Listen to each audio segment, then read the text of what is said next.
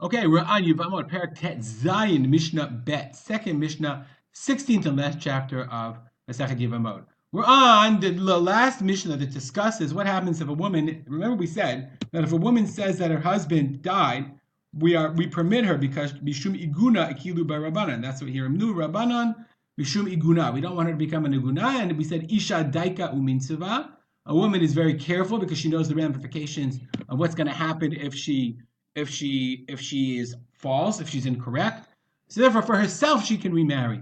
But we said for her midyabemet, for her sister-in-law, she's not ne'emenet. But what happens if we have a case where a woman testifies about her husband, but her husband is the brother? These two women, let's assume these two women are not related to each other, not sisters. That's right, not sisters. But two women are married to two brothers. So now if a woman comes along and says, listen, my husband is dead, okay, that's fine. So then his brother can be miyabem. What happens if this wife also comes and says her husband is dead, as we'll soon see. Two Yevamot, who are nishei shnei achim, married to two brothers. Zo omeret meit ba'ali, v'zo omeret meit ba'ali. So each one now comes along. These guys went off, fishing in Venezuela. And so Leah comes and testifies and says, Shimon, I can't say he's dead, but to me he's dead. I'm testifying that he's dead. Shimon is dead, and Rachel comes along and says Reuven is dead. Now, if they were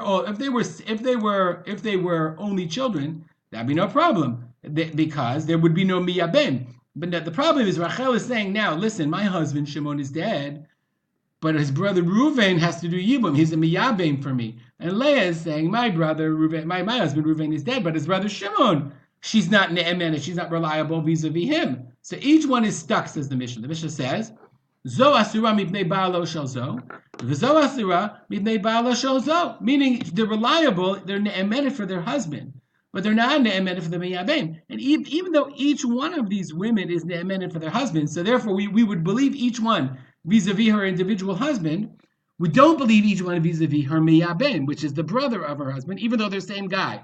There's a certain tragic logic in this, that they can't remarry, they're both stuck, because both of the husbands, we don't have proof that either of the miyabmim are dead.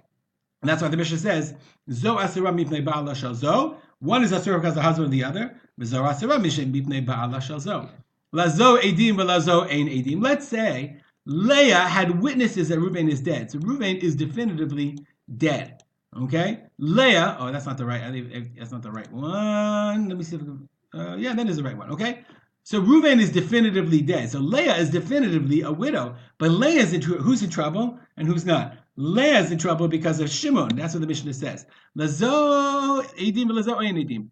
Et sheyesh la edim asura.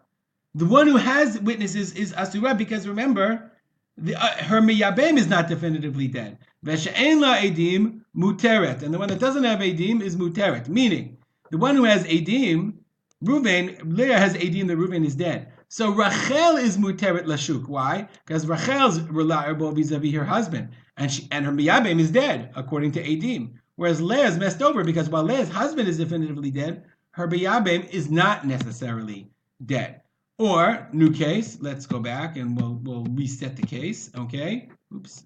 They both are testifying that they're dead. Lazo banim v'lazo ein banim. If one has children, et sheyesh la banim muteret. Ve'she'ein la banim asura. So in this case, let's say Leah has a child. So since Leah has a child, she's not a candidate for Yibum. And therefore, when she testifies Reuven is dead, my husband is dead, she's muteret l'shuk. Whereas Rachel, she doesn't have children. If she doesn't have children, even though her husband is dead, she still can't remarry, as we've said.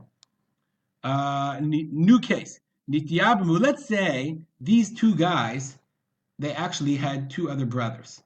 Okay, so now each one. So now it's a case where there isn't only one brother, so therefore they can do yibum. So now what happens is, Asher does yibum on Leah, and Levi does on Rachel, and Levi does the yibum on Leah. So they did yibum. Okay, now nityabmu umetu hayevamim.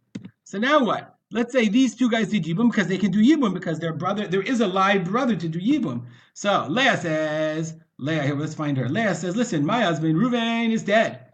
Okay? We believe you. And there is a miyabem, Levi. So Levi does yibum to Leah. And the same thing is true for Rachel. But now these two guys, these two brothers, actually, we don't need witnesses. They die. They are dead. Okay, the two brothers actually die.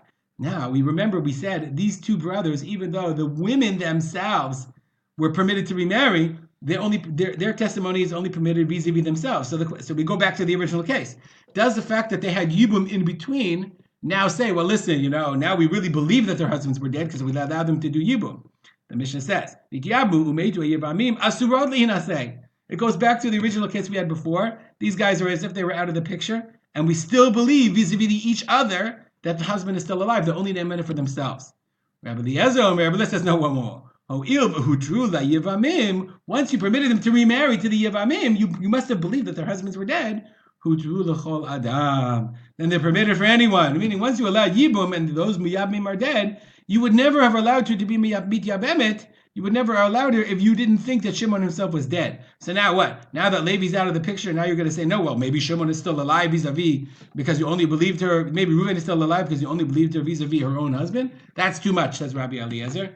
Interestingly, Ein halacha Rabbi Eliezer. We don't paskin like Rabbi Eliezer. Okay, we'll stop here. I think this is our last chart of the Masechet Yevamot. I think we'll dedicate our learning to the memory of my father, Arav Simcha ben Yitzchak Kalman. Have a good day.